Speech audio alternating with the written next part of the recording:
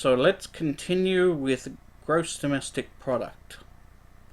What other exciting things are there to learn? Well, we can burrow into gross domestic product a little bit more by looking at the industry composition of the total output produced within the economy in a given year.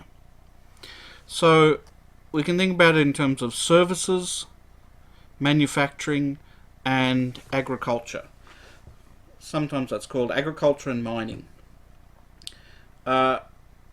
These are sectors which are often used because if you have for almost all economies, most output is produced in one of these three sectors, or all of these three sectors combined.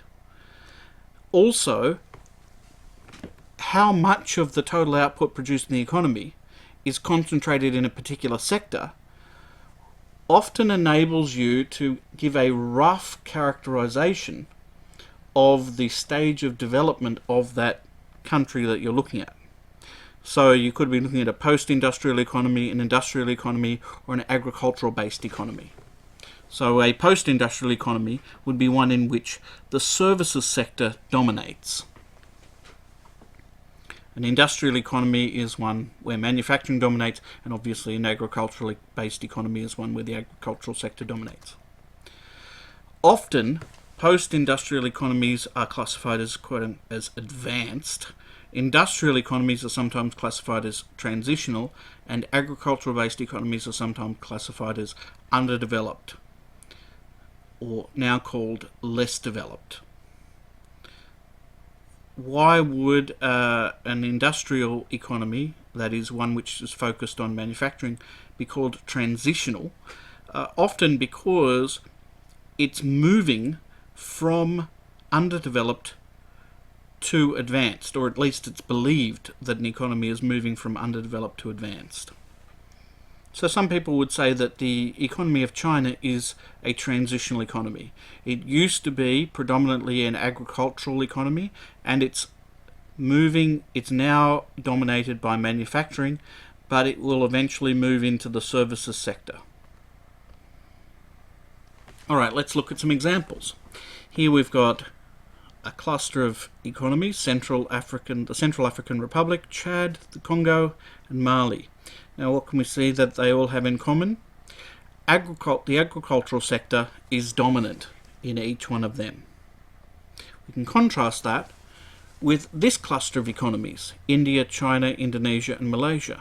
And you can see what's common amongst these economies is that industry is particularly large. Not so much for India, but certainly for the others, the industrial sector is large. And let's look at this last group of economies, which includes Australia.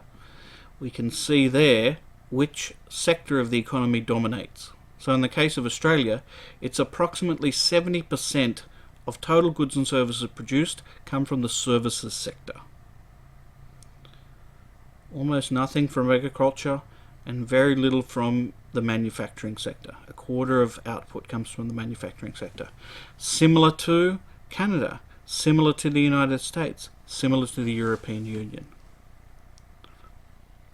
Let's look at a few slightly odd cases, just for fun. So we've got Qatar, Singapore, and Lebanon.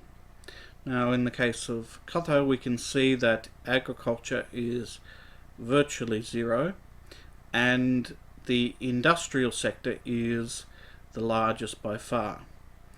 Qatar is an extremely wealthy country, but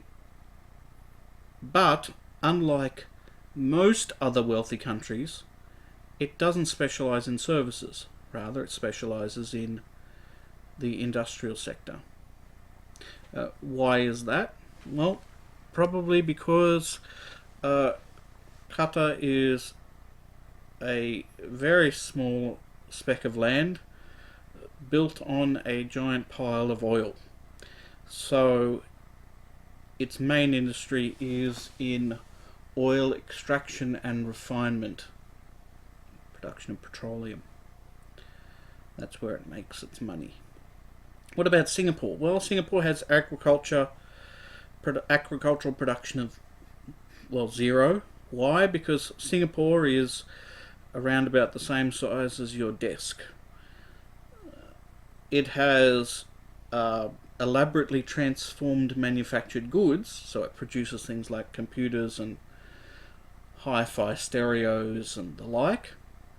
But the largest sector by far is the services sector.